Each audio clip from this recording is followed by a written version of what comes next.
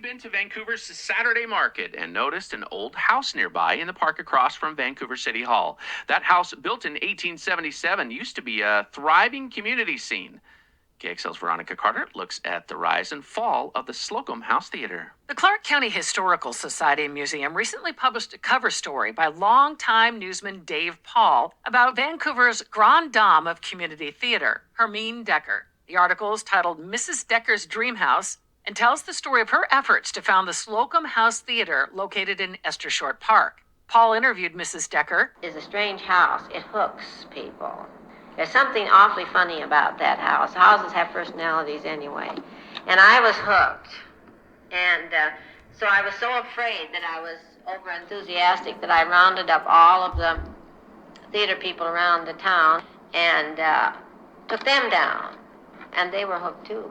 It was 1965 when Decker joined forces with Vancouver businessman Robert Hidden to resurrect the Slocum House and remake it as a community theater. It was the first fine house to be built in Clark County. It's built in the New England style of Victorian house with the widow's walk on the top.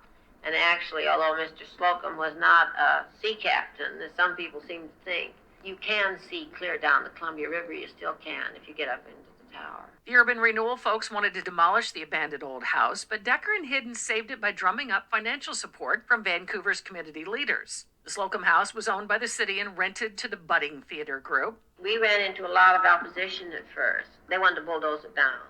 He's very much against our trying to save it. Some people just think they should tear things down, I guess. Mrs. Decker was head of the college drama department and began producing plays under the Slocum House name of the college, using a mix of student and community actors. By the time the Slocum House was fully remodeled and opened to the public in 1972, there was a loyal base of theatergoers ready to buy tickets. There was a mix of shows ranging from the Victorian era to Broadway and beyond. We've done, of course, Shaw, and you can do Shaw, and you can do Ibsen, and we're trying to do a lot of the unknowns.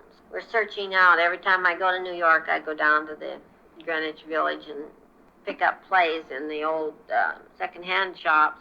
One of Mrs. Decker's students at Clark College, Hollywood movie actor Sam Elliott, graduated just a few months before the Slocum House era, and so was never on stage there. The theater was a labor of love, staging 6 to 8 productions a year, produced entirely by volunteer actors and crew for 46 years. But it was not to last. Mrs. Decker lived to see her dream house thrive. She died in 1996 at the age of 88. The Slocum House Theater closed abruptly in March 2012, never to return.